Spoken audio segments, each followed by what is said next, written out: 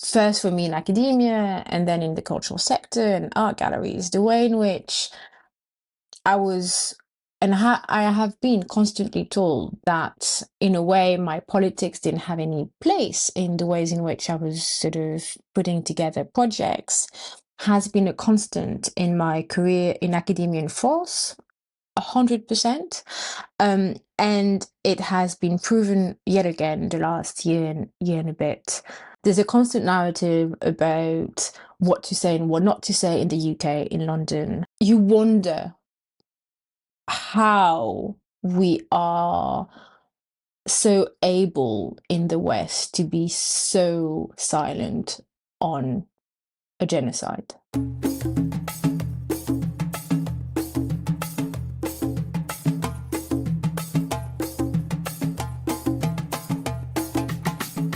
Welcome to the Afikra podcast. My name is Mikey Muhanna. Today on this series, we have Dr Taous Dahmani, who is a London-based French, British, and Algerian art historian, writer, and curator, whose work I came across when I was in Tunis to attend Jaou Tunis, which is an amazing contemporary art biennale that just took place in Tunis. That's put on by the Kamal Lazar Foundation. And I had the honor of doing this collaboration with them. And I went to see two exhibitions, one called Unstable Point and the other called Assembly, both of which Taous was the curator for. And I told him I have to I have to interview the person behind these because I was so taken by it. So Taous, welcome to Afikra. Oh, thank you so much, Mikey, and thank you so much for having me on the podcast and for your kind words about the shows. For sure. No, that is a accurate retelling of how I felt. I was really, really taken by it. And maybe let's start with your connection to Tunis. Maybe that's a useful entry point into how you approached the sort of curatorial challenge of putting those two things together. My connection to Tunis is maybe a bit of a long story, but I'm going to try and make it as short as possible. I guess growing up in the 90s, my father and I and my sisters, we couldn't go to Algeria because of the civil war. So my father made a point of going each summer either to Morocco or Tunisia. So I had this sort of connection with Tunis, which was summer holidays. And then I had the pleasure of meeting Lina Lazar a few years ago, and she was like, come to Tunis, come and sort of see what we're doing, come and see the amazing, thriving, emerging scene that we have. And so the collaboration with the foundation started with a couple of sort of trips to Tunis where I was able to engage with the art scene there, but also meet some of the wonderful artists and image makers that are working from Tunis. And then quite quickly, Lina Lazar asked me to curate at first one show, which will become Unstable Point, and which had the particularity of being a sort of open air exhibition in the streets of Tunis. Yeah. So then you have a sort of the most direct and profound sort of connection with a city when you actually sort of taking a little bit of it over. Yeah, I guess that's how it all started. I don't know if you want me to say more. No, that's great. I actually let's start with Unstable Point. Yeah. So do us a favor and try to explain where this place is. And sort of the flower shops around it and what that street actually means. And then we'll dive into the artwork and sort of the curation. Yeah. Okay. So I think it was on my first trip to Tunis. I was taken to the Avenue Bourguiba with the team, and they were showing me pictures of what they had done 2 years before.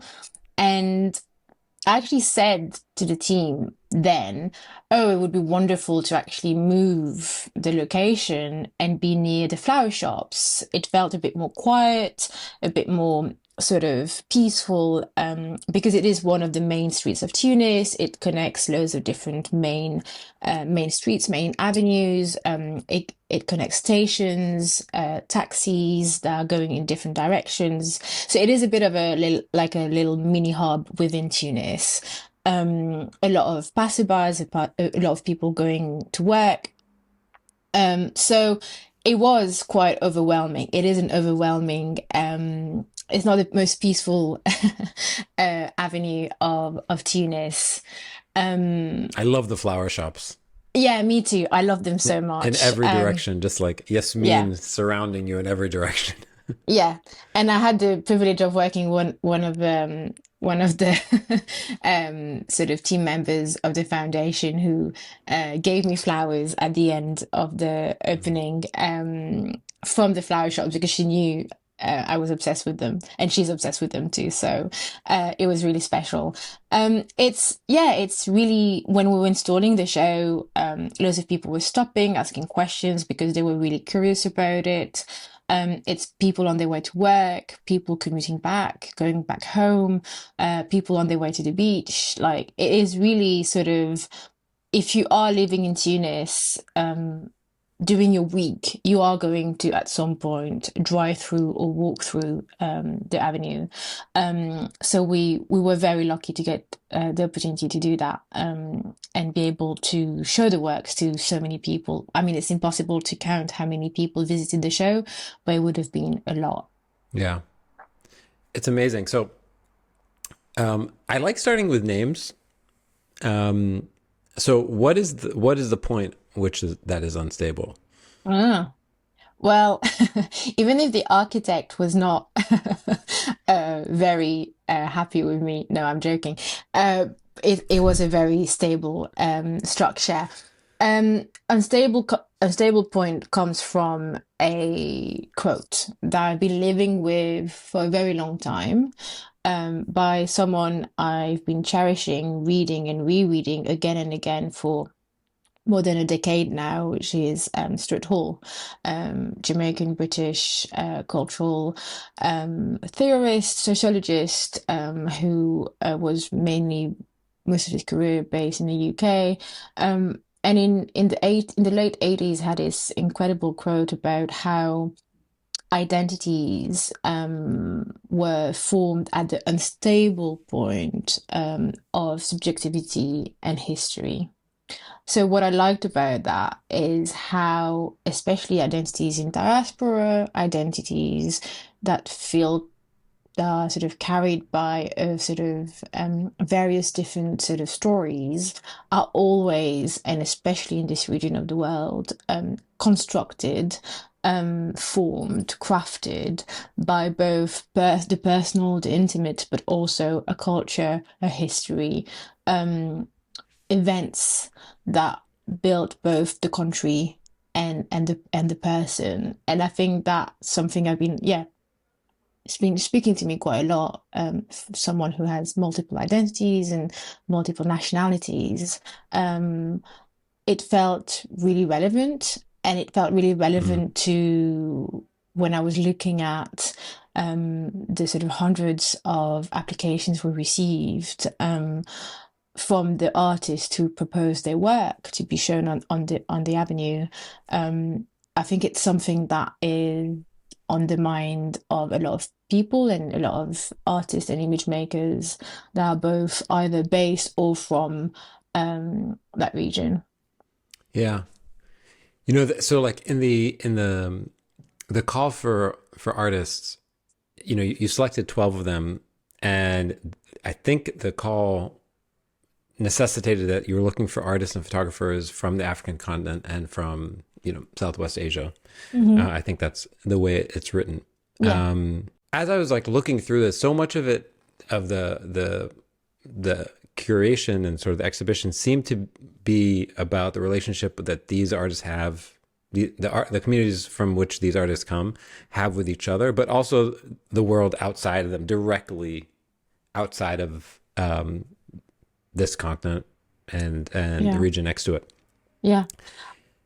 I'm curious, how much were you looking at that relationship, the sort of relationship of this city to the north, to the south, to the west, to the east?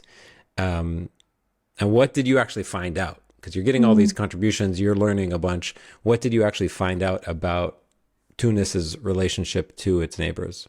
yeah, there's a few things.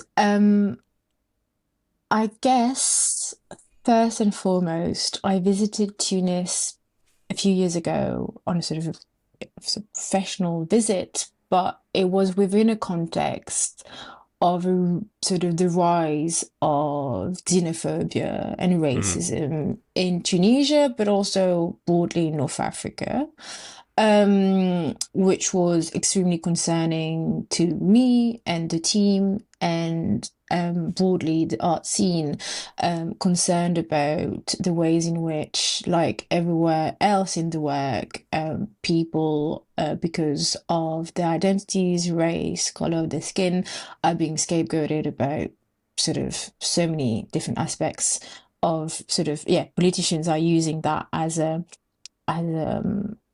yeah, as a way to raise fear, xenophobia, and divide people. And so we were talking a lot about the notion of what Africa is and what Africa means. If you look at the continent, the geographies, the borders who were created by other people, but Africans, the ways in which the sort of Sahara and it sort of creates this like border of identities, cultures, histories, religions, beliefs, aspirations, and the constant divide. Even from a sort of outsider gaze, I work from London most of the time. Africa means the southern parts of Africa, south of the Sahara. So we were really interested in what Africa meant and what it meant to um, put together a show which created dialogues from like with an artist from Lagos and an artist from, I don't know, Tunis. Yeah. Um, it meant a lot to me in terms of my own sort of beliefs, politics. It meant a lot to me as a curator also in terms of creating connections, in terms of what's on people's mind and artists' minds. And also, we use the phrase Southwest Asia because I also believe in the sort of ways in which language tells a long sort of history of colonial gazes and colonial ways of looking at the world. So I will not, and I wouldn't want to use the phrase Middle East. Mm-hmm. But it's what it is, and how, yeah, sort of considerations in Egypt might be similar to considerations in, I don't know, Pakistan or Iran, or not that the idea was to create a sort of homogeneous sort of show, no, but sort of celebrate the sort of diversities and how sort of, yeah, there was like common threads to be yeah, to be pulled and to be woven together. And I think it was a hunch I had throughout the process, which was, I would say, confirmed during the opening days when all the artists met and were together in Tunis, and that it felt like an encounter of similar minds, of people who care about similar things, who consider the world in similar ways, despite differences, despite different passports, nationalities, backgrounds, educations. And again, not to be naive about it, but to understand that bridges can still be built and crafted despite this sort of world we live in of constant division and constant sort of oppositions, I would say. So here's a question for you. If you're taking a look at all the artists, I always wonder how you go about curating a show like this. Like you, like specific, like logistically, like you get let's say Mm. you get 100 applications, you have 12 spots to fill. Do you tend to have like an anchor artist that's like, okay, this piece really is setting the tone, and I'm almost like you would, bake a feast. You're like, this is kind of the main dish.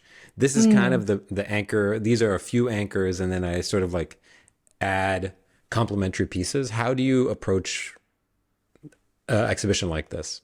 To be honest, I don't have a formula and I don't have like a methodology. However, Mm. I do trust my eyes and knowledge in order to understand the ways in which projects can speak to each other. So we received almost 300 applications, and the call was without a theme for this exact reason. I didn't want to impose a narrative. I didn't want to impose my way of looking at whatever we were trying to do. I wanted the artist to tell me what mattered to them. So I started looking at projects and propositions and sort of taking notes about themes that kept coming back. And one of them was this sort of idea of the tensions within identities, and the tensions within identities when they are sitting at the intersection of something that feels very personal, very subjective, and something that feels out of grasp because it belongs to national narratives and because it belongs to past histories. And it felt like it was something that came again and again and again. So that's when this sort of short quote by Stuart Hall came to mind. Um, Otherwise, so I trust what the artists have to say and what they're working on, and that's I think that's also how you create in terms of like the relevance of a subject within a moment of contemporary practices, the relevance of a subject in the moment of sort of creation. Um, I trusted what the artists were working on right now, and that was for me the most important element and the call for me to be able to do that show in that way. I do not believe in sort of especially when there's an open call like that, in sort of imposing anything. So everything was really much decided in collaborations with the image makers and thinking about the best ways to show their work in that way. Maybe we can talk about some of the pieces Yeah. from that show, and then let's move over to assembly. Mm. Which were some of the pieces that for you sort of like stood out as like this is something that really stuck with you? Obviously, it's hard to choose favorites, Mhm. but are any of them like standouts? Like, okay, this I'm still kind of unpacking. I'm still thinking about. Mm.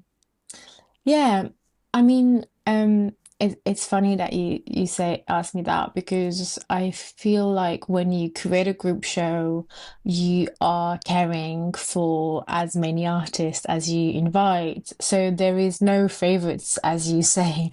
However, Mm-hmm. there are bodies of work that were for me sort of incredible discoveries and Yeah. sort of the ways in which those artists consider their work, their own practice is really quite special. I could sort of, for example, mention the work of Samir Farouk. I could mention the work of Amina Kadus. I could sort of mention the work of Adam Ruhana. Um, and Mobalaji. I mean, there's really sort of kind of unique ways of talking about that from documentary like Adam Rana or Mina Kadus, but also working with archives, to like being very sort of quite experimental with the ways in which they make work, like Ethel or Louisa, the ways Yeah. in which sort of layers and collages were also a big element of that show for the because of what it's talking about in a way. Yeah, that which who was behind that one that had that perspective? There were just like the layers of images that you sort of. Mobilaji, Ergun Rose, so yeah, yeah. Oh my God, it was so Incredible, right? so Right? incredible. Mm. Yeah, yeah, Really special work. I sort of completely fell in love with Mobolage's work just based on the PDF she sent. Um, and she had a very sort of specific idea about and a consideration about what it would mean to show her work in the public space. Mm. Um, and play around with light, with see-through, with sort of transparencies, with and also thinking about the ways in which people will interact with the work.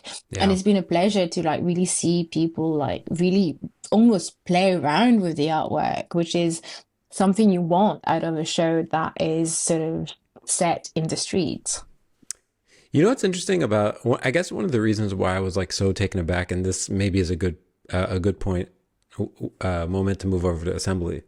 One of the reasons why I was so taken aback by this was because, I mean, one of the defining issues of our time right now is related to October 7th and the sort of crisis of the crisis so many of us are having, insofar as the international framework of human rights and what we care about clearly is crumbling.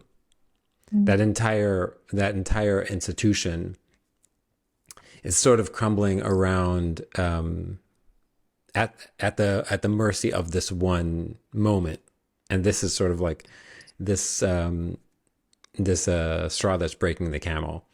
Um, and so few people are talking about this outside of specific, especially in the art community. So many art spaces, both in Europe and the Americas, and even in parts of the global South, are deciding not to talk about this because it's just not, in line with funding. It's not in line with politics. It's not in line with many, legal structures, and it was so, relieving to see a show that had different voices where they could actually talk about this issue and the countless issues that rhyme with this in all these different contexts. Um, so maybe if you can just explain how you approached or how it felt to be able to do that. I mean, right now you're speaking to me from, I believe you're in London right now. Um, in London, in Paris, and so much of Europe, you can't have these conversations at this scale, as easily as you can in other places. So maybe talk a little bit about being given that permission to actually have that conversation. Thank you for asking me that question, and thank you for noticing it. I mean, I mean, I don't even know where to start because I have so many things to say about that.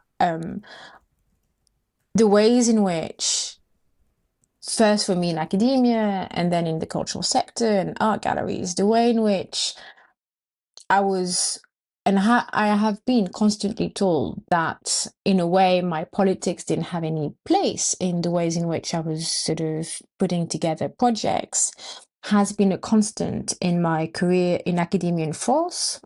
100%. And it has been proven yet again the last year and a bit. Um, there's a constant sort of narrative within cultural institutions in France about how museums don't react to events, otherwise they'll have to do it all the time. There's a constant narrative about what to say and what not to say in the UK, in London. As you mentioned, funding, it's a big element of the conversation. I'm part of a network of curators, writers, thinkers within the art world in the UK and London, especially, who are thinking about the sort of deafening silence of institutions in London and in the UK who are completely silent on that topic, despite not having that same motto as French institutions or German institutions. I don't know if you saw Nan Gold in a speech a few days ago. I would say that being based in London means also being having had allies, especially in sort of the Irish community, for example, which has been extremely a massive relief in terms of being able to to share grief, lack of words. Like you can see, I'm missing words because it's so big that you wonder how we are so able in the West to be so silent on a genocide. It's Yeah. beyond belief and it's beyond comprehension. And despite reading about it constantly, despite sort of texting with friends, there's no explanation. I mean, of course there is explanations, but there's no, are we not humans anymore? Is that what we sort of stating to the world? And I think it was incredible to work with the Kamal Azar Foundation and Lena, because as soon as this happened, everything changes. Like the program at the foundation changed, the series of talks changed. The focus was Palestine. There was no conversation about it. It was obvious. And that obviousness gave me the permission and the freedom and the liberty to actually say and do and invite the people the artists who I care about so much as practitioners, and I think their work is so relevant to the moment we're living in. I'm thinking about, for example, Hassan Nasser El-Din's film about one of the very first feminist protests in Palestine. Yeah. Which are also part of a making of a visual history, a sort of use of artworks, documentaries, images, as evidence of a long legacy and a long history and a proof of a people, you know? So yeah, it's been incredible, and I have to thank the organization. And I think organizations are made by people, and either you fight for something or you don't. And especially with the question of a genocide, there's no in between this. Yeah. And I mean, it's also just like a question of like, what is the point of art? Mm. Like, what is the point of these biennales and these spaces and these collectives if we're not actually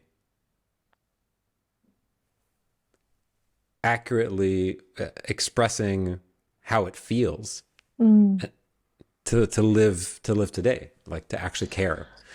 And it was so relieving to be in a space where that expression was articulated with any fidelity.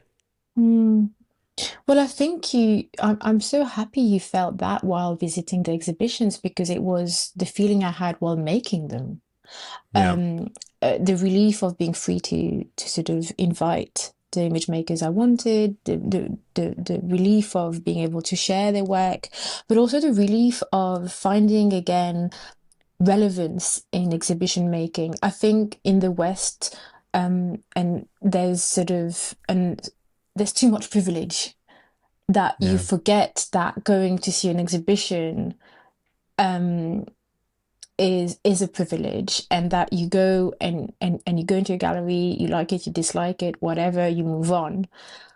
I think based on, for example, the openings of both shows, the amount of people who came and the amount of people who came who saw us like work so hard putting them together, and sort of were so happy, neighbors of us, neighbors of the exhibitions, people who just live or work in the neighborhoods, who came and celebrated the shows, and the students who came and celebrated the shows. It's relevant because it's unique, because it's such an incredible performance to be able to put a show together, that you are reminded how sort of special it is to be able to gather, look at work, think together, be sort of triggered by artworks, be invited to engage with them in any way possible. It could be formal and plastic and sort of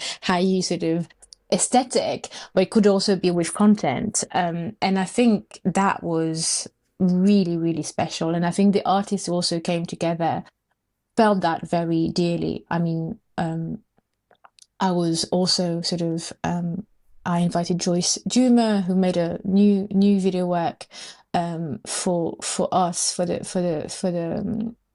festival and for exhibition, and it was at the same time celebrating an exhibition, at the same time texting her constantly to make sure her family back in Beirut was okay. Always checking in. Every conversation with the artist started with Hassan or Adam or Joyce. It was always, how are you doing? First and foremost, how's the family? And I think Yeah. that creates a framework of working that's really different, really, really different. And also being sort of not having to explain your emotions, not having to explain where you stand, not having to justify yourself. I mean, as someone who's sort of based, yeah, mostly in London, it felt so, excuse my language, bloody sort of relieved. I mean, yeah, relieved. I felt relieved. Yeah. As a viewer, it was relieving, right? Um, because so many of these spaces are just devoid of almost incredibly devoid of this elephant in the room, right? Like I always I always think to myself, you must have have amazing dexterity and flexibility to even be able to exist without bumping up against this massive elephant. Like the room isn't that big and the elephant is huge, and somehow they just somehow are Mm, amazingly omitting it. Which for me, like the exhibition is like looking at Egypt and Lebanon and Iran and Algeria and all these different places, and obviously the political reality in Tunisia as well. And it's like it's such a relief to be able to give space to be like, how do you feel? mm. But And I, not only how do you feel, like tell the mm, story of these places, like actually educate people that these places, the realities rhyme. it's, I'm really, really happy you sort of saw that in the exhibitions because it's funny, I was talking to someone who will remain unnamed about the ways in which we make exhibitions in the West, let's say, in Europe mainly. And I was sort of, I'm going to be honest, I was pitching an idea where the ways in which the exhibition would be organized would be emotion based, would be about the artist's emotions, the emotions triggered by the event depicted. It would be all about feelings and the politics of feelings. And the person was like, but that's impossible. How are you going to do this? This is not sort of practical. This is not sustainable. This is not, how do you sort of Mm. engage with this? It doesn't make any sense. And I'm like, well, actually, elephant in the room, as you said, that's for me, you can't avoid it. You can't sort of bypass it. That's the only way in which you can work. For the last Yeah. year or so, I've only been about emotions. The elephant in the room is, how can you be on the verge of crying every morning because we decided to obliterate people and still go as if everything was fine? Yeah. I mean, especially when we're engaging with ideas and thinking and image making, it's for me it doesn't make any sense. So emotions and sort of the politics of them, the ways in which they inform who we are as thinkers, citizens, makers of things, the ways in which we go down the street and go about our lives is the most important and relevant thing right now. That's the only thing I can do, be within my emotions. And Yeah. it's probably because there's a lack of being able to sit with strong emotions, that you have that feeling about other projects that might just avoid the elephant in the room because they are detaching themselves. And I think it's going back to the shows, it's about being anchored in a place, and being sort of related to a territory and being sort of unable to avoid it. It's so much there that how you're not gonna sort of engage with it. I don't know if I answered your question, but No, sort of you that's what absolutely came answered to. my question. I want to talk about some of the pieces, and Yeah, maybe let's start with, and I'll ask you to sort of like walk us through some of them. yeah. Um, but I'd love to talk about the Algerian football plays, football Yeah, documentary, Joyce's work. Yeah. because maybe if you can explain it, and then I'll tell you the context in which I witnessed it. Okay. So tell So us what it is. yeah, so Joyce had this idea for this film that she hadn't made yet. She made it for us and we showed it for the first time in Tunis. She was like, I know the story of this football match that happened, okay, I think it's the early 2000s, if I'm not mistaken. It was the first friendly match between France and Algeria. Towards the end of the match, the Algerian supporters saw that they were going to lose, and so they invaded the the pitch. And so the film is a juxtaposition of the sort of archival footage of that match and like sort of images of the film The Battle of Algiers, sort of putting together gestures, movements, emotions again. And as a soundtrack, you have the sort of comments that were happening on French TV about what Mm. was going on and the different sort of political leaders that were commenting on it and how it was a shame that the sort of incredible friendly match between France and Algeria would be disturbed like that. And the language used by the politicians obviously echoes the language of what would have happened a few years before, decades before, with obviously the War of Independence. Yeah, it's an amazing thing. It's like it's very subtle, but It is. I I witnessed it by seeing a class of students Maybe, yeah. watching, or sort of somebody was explaining it to them, Mm. and I remember them just like their heads tilting slightly, cocking slightly to the side, being like, "Oh yeah, oh my God, yes." Like we are still fighting this fight. Like we are still living with these relationships in all these subtle and less subtle ways. Yeah. Um, I mean, Joyce's work is really sort of incredibly on point, incredibly sharp, incredibly sort of and also linking like pop culture. It's a football match, like who cares? It's irrelevant. It's just a football match. And yeah, yet again, like the ways in which little daily things um sort of carry such a incredible historical and political weight, it's really something I feel very sort of um yeah, strongly about. And sort of the blindness of the French politicians saying, "Oh, it's such a shame that the Algerian supporters are doing this," not realizing that it was unbearable for them for the French to win that match. It would have not been possible for the French players to to to to to to to, to win that match. So the match was stopped and never finished.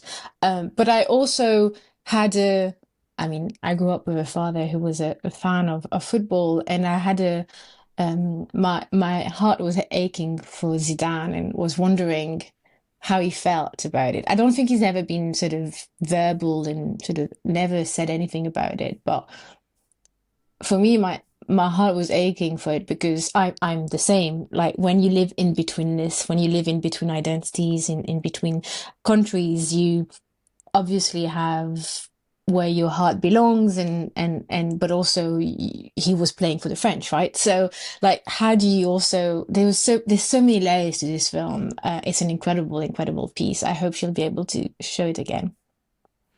Yeah, really, really remarkable. I want to talk a little bit about Sudan and Palestine, um, Mhm. and how those sort of narratives were represented at the show. Yeah. So sadly, I was not able to, within the sort of parameters and logistics of the show, have any Sudanese voices, even if it was very much sort of in my mind. But the show had this incredible video that I mentioned, Hassan's work, which is sort of based on archive, based on research, but also based on reenacting Hmm. the sort of the route of the protest via car, lived experience, also sort of the sort of oral history and what remains of that unknown event. It's a really sort of special video.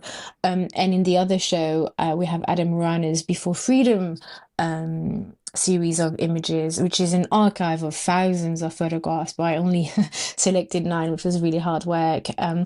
Adams is American Palestinian, so he has the privilege of being able to go back and forth. And in, I think it was in 2022, he decided to really go back to Palestine for a very long time and shift the ways in which the daily lives of Palestinians were sort of depicted and captured and showed and shared, showing first and foremost the people.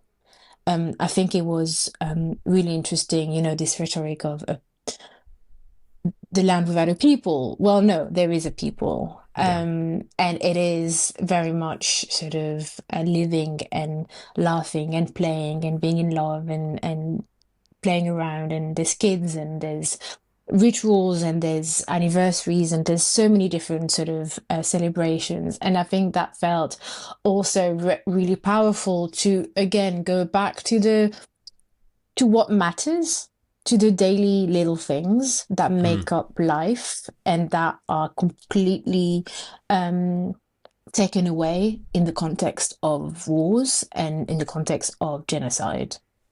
Yeah. How, as somebody who's like behind this episode, what do you personally actually learn? Like, what did you learn throughout this process? Like, do you walk away and you're like, oh, I understand Egypt a little more. I understand Iraq a little more. I understand Iran a little more. I understand. Like, do you walk away feeling like, oh, okay, I've been informed? And Oh, do you so expect people much. to also be informed by this process? Mm, that's an interesting question. Thankfully, I still learn a lot while I do my job, and I hope it will be till my last breath. Yeah, Um, I would hope. um, I've learned a lot in terms of like just yeah, on a sort of technical level of putting together a show in Tunis, but also on a sort of intellectual level with the interactions I had with the artists. They give so much. They're so generous with their knowledge, with their own research, with their Mm, own sort of ways of sharing things. So of course I've learned so much from various histories of various countries. I'm sort of less sort of knowledgeable about. I've learned about my own bias, as you might have sort of noticed. There's a lot of Algerian artists and Algerian sort of thematics and topics being included. Um, but what I've learned a lot on a very selfish and personal note is that, oh my God, it is so different and so much more rewarding to sort of work outside of the big Western capitals.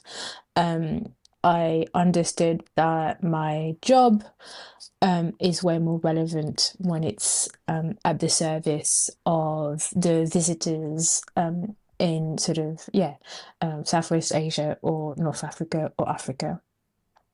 So it's been also a desire that I had for a long time to do that.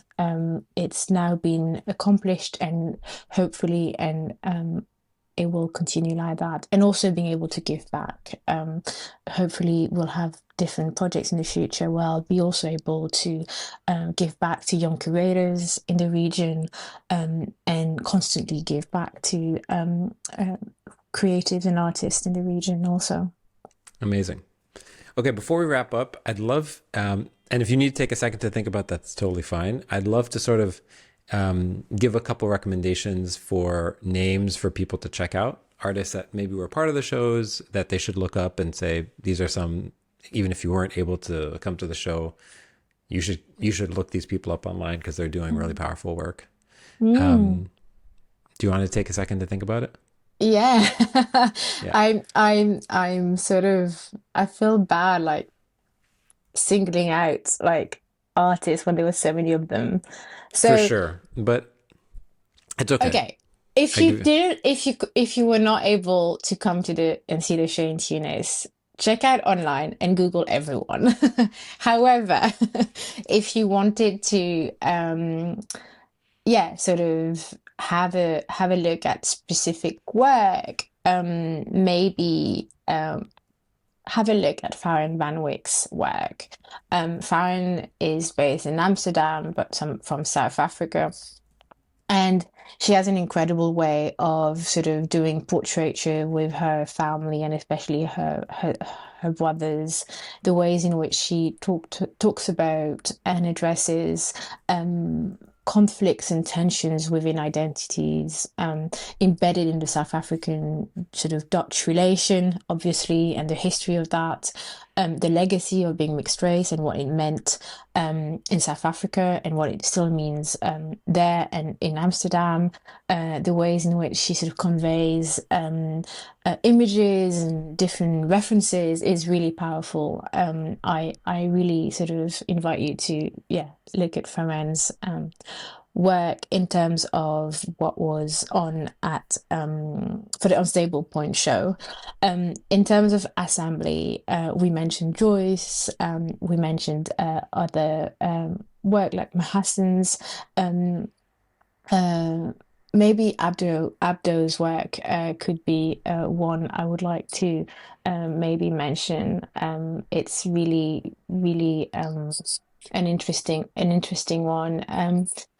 Abdel Shanan, he's based in Algiers and he did this incredible project, which is around sort of facial expression, gestures, sounds, the ways in which protests and demonstrations, especially Iraq, the ways in which protests are embodied in the most sort of primary and sort of crucial way, completely live through bodies, because the strive for liberation and freedom and for sort of being able to choose the destiny of your country is lived within the bodies of protesters and demonstrate and within the demonstrations, and that body of work is really special. It also has a little book that I would recommend looking at Abdel Shanan's work. Yeah, really special. amazing. Amazing. Cool. What do you have coming up that people should look out for? Oh wow. Well, right now I curated a show at Statue Gallery, which is Anastasia Samolova's photographs that deal with sort of the climate threat and what is America under Trump. And also another body of work in the show I sort of curated in Norway, of all places, and almost on the sort of Arctic borders, by a French visual artist called Smith, talking about transitions in all its ways. Trans-identity, but also transition of space, transition of thought, the ways in which displacement and the ways in which movement can help us look at the world in a different way and come back to ourselves with a way of maybe challenging, rethinking, and debunking what we thought we knew about our environment. Amazing. Yeah, yeah. Cool. That's it for me for now. Well, thanks so much for making the time. People, please go to Jaou Tunis. That's JAOU.TN. And you can see a bunch of this stuff online. We're going to post a bunch of them on Daftar. It was really, really, I think my favorite show of the year. And so it was like so much fun being able to talk to you about it. Thank you so much, Mikey. It means a lot. Thank you for taking the time. Thank you for engaging with it. Thank you for sharing your feelings. And I think that's why I make exhibitions, is for people to feel things. So I feel like I've sort of made it. Yeah. I feel way too many things already. Well, as you might have noticed, me too. I have too many feelings. So it was nice to be able to do that in communion. Anyway, thanks so much. Thank you, Mikey.